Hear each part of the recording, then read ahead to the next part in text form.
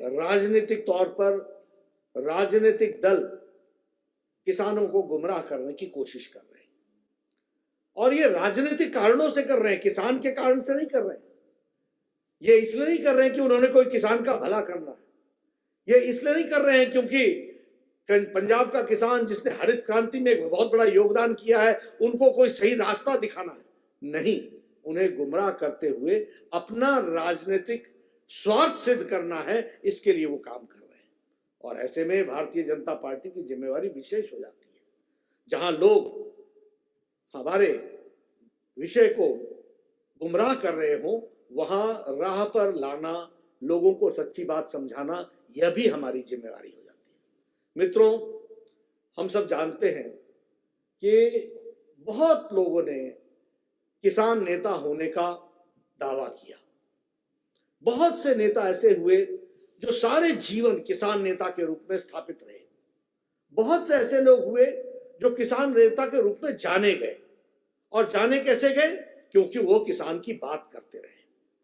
लेकिन सच्चाई ये है, और ये यही नहीं, पंजाब की बात नहीं कर रहा हूं मैं, हरियाणा की बात नहीं कर रहा हूं मैं, पश्चिमी उत्तर प्रदेश की बात नहीं कर रहा हूं मैं, सारे भारत की बात कर रहा हूं कि जो लोग किसानों के नेता के नाम पर स्थापित हुए, वह किसानों के साथ लिप सर्विस करते रहे, जवान से बोलते रहे, मुंह से डिमांड उठाते रहे, लेकिन सही में किसान की तस्वीर बदले, किसान की तकदीर बदले, किसान की स्थिति बदले, इसके लिए किसी ने कुछ नहीं किया। अगर किसी ने किया है आजाद भारत में, तो भारत के प्रधानमंत्री नरेंद्र मोदी जी ने किया है। यह हम गौरव के साथ कह सकते हैं, गर्व के साथ कह सकते हैं। और फिर मैं कहूंगा, ये कहने के लिए नहीं कह रहा हूं मैं, आप बताइए, स्वामीनाथन कमीशन, ये इसकी रिपोर्ट यूपीए के समय आ गई थी कि नहीं आ गई थी?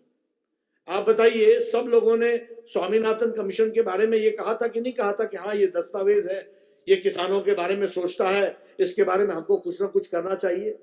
तो करने से रोका किसने था? यूपीए की सरकार को किसने रोका था?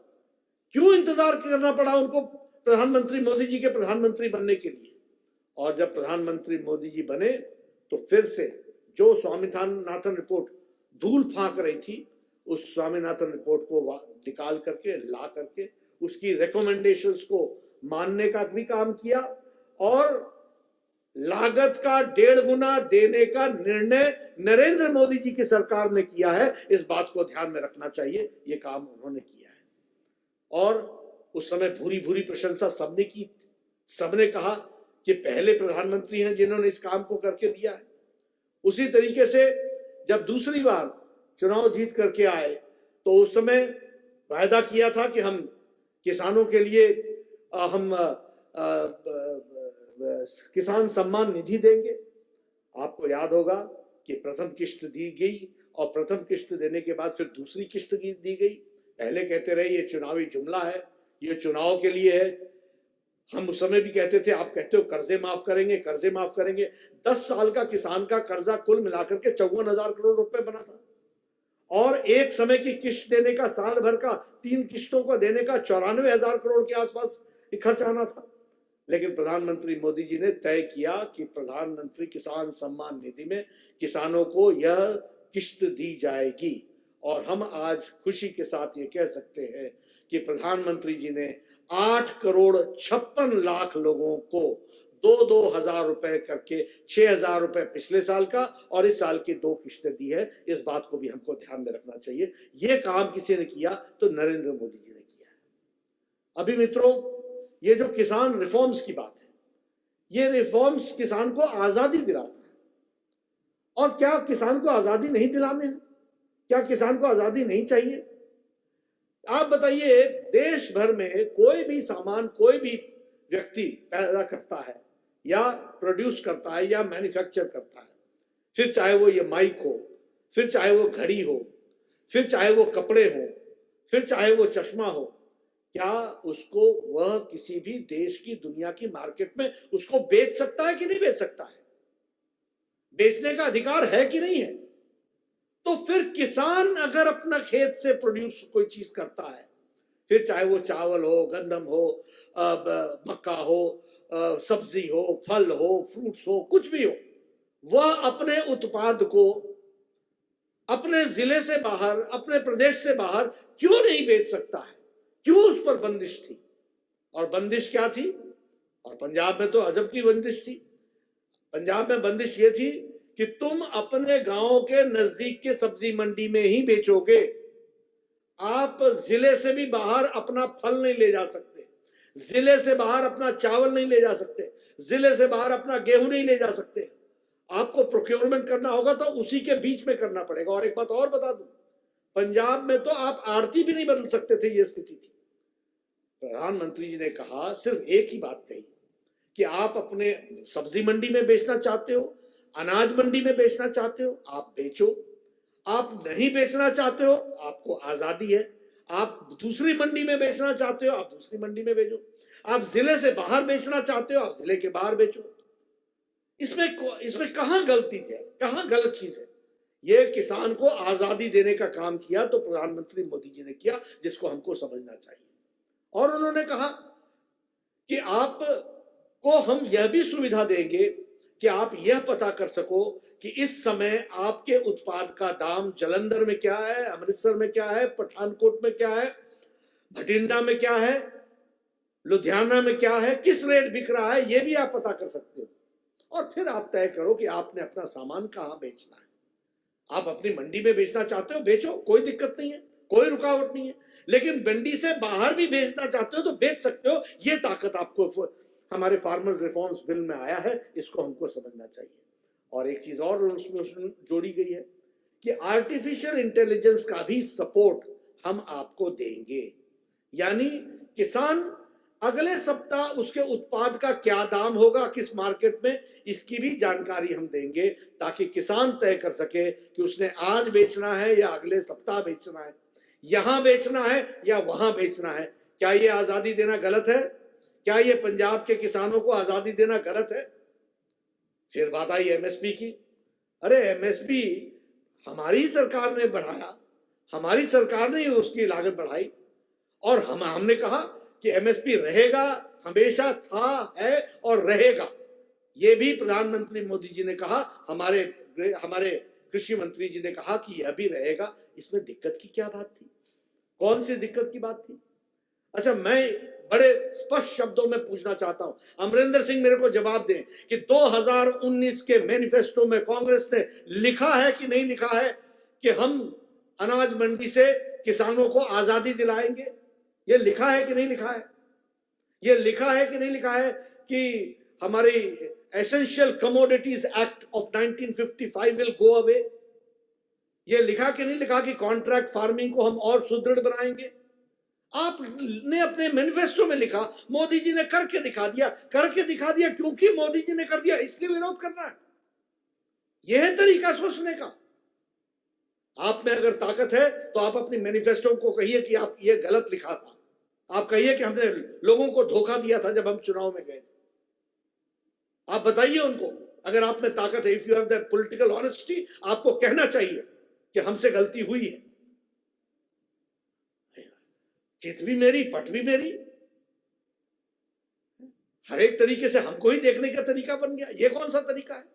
अभी हमने कॉन्ट्रैक्ट फार्मिंग की बात की। कॉन्ट्रैक्ट फार्मिंग में हमने क्या कहा कि देखिए किसान को कितना हमने एम्पावर किया है कि कभी भी कोई भी कॉन्ट्रैक्ट नल एंड वॉइड हो जाएगा अगर कॉन्ट्रैक्ट में जमीन का कॉन्ट्रैक्ट होता है।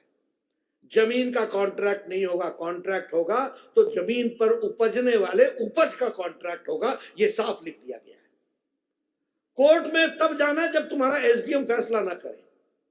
और उसके साथ साथ यह भी लिख दिया कि अगर फसल में ऊंच नीच होती है, यानी मौसम खराब होता है, फसल बर्बाद होती है, तो उसका नुकसान भरपाई व्यापारी करेगा।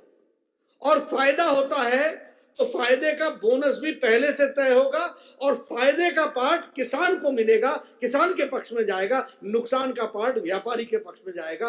ये उसमें साफ लिखा हुआ है। इतना किसान के प्रति समर्पित बिल, और कोई तर्क करने के लिए तैयार नहीं है। मैं कई बार बोलता हूं, आओ हमारे साथ चर्चा करो। ना ना, चर्चा नहीं करना, विरोध करना। अरे क्या विरोध करना? इसका मतलब तो ये आज कांग्रेस की हालत ये हो गई है कि यह मोदी जी का विरोध करते करते देश का विरोध करने लगे हैं, मोदी जी का विरोध करते करते किसानों के विपरीत खड़े हो गए। ये इनकी स्थिति हो गई है, ये इनका मेंटल सिचुएशन आ गई है। आप बताइए, एसेंशियल कमोडिटीज एक्ट 1955 क्यों लगा था? इसलिए लगा था अनाज कम था और उसकी कमी रहती थी, होर्डिंग ना हो, स्टॉकिंग ना हो, इसके लिए उस समय एसेंशियल कमोडिटीज एक्ट लगा था। आज हमारे पास भरे हुए गोदाम हैं, हमारे फूड कॉर्पोरेशन ऑफ इंडिया के गोदाम भरे हुए हैं।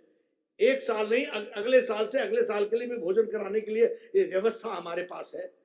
अब ऐसी स्थिति में एसेंशियल कमोडिटी एक्ट का में परिवर्तन करना था कि नहीं करना था? क्या हमको उसी लीक पर चलना है? और हम नहीं कह रहे, आप अपना मैनिफेस्टो उठा के देख लो, आपने लिखा है as old 1955 act of essential commodity act will go away.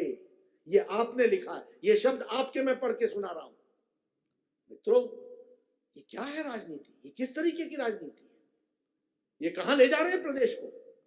सिर्फ इसलिए विपक्ष में बैठे हैं तो इसलिए विरोध करना है तो हर एक चीज का विरोध करो, उसका भी विरोध करो जिसके लिए खुद चुनाव में वोट मांगे तुमने, जिस बात पर तुमने वोट मांगे। इसलिए मित्रों, मैं ये कहना चाहता हूं कि जहां तक किसान का सवाल है, यह बहुत ही दूरगामी प्रभाव छोड़ने वाला, किसानों को आजादी दिलाने वाला, किसान के हक में फैसला करने वाला ये रिफॉर्म्स है, इसको हमको समझना चाहिए।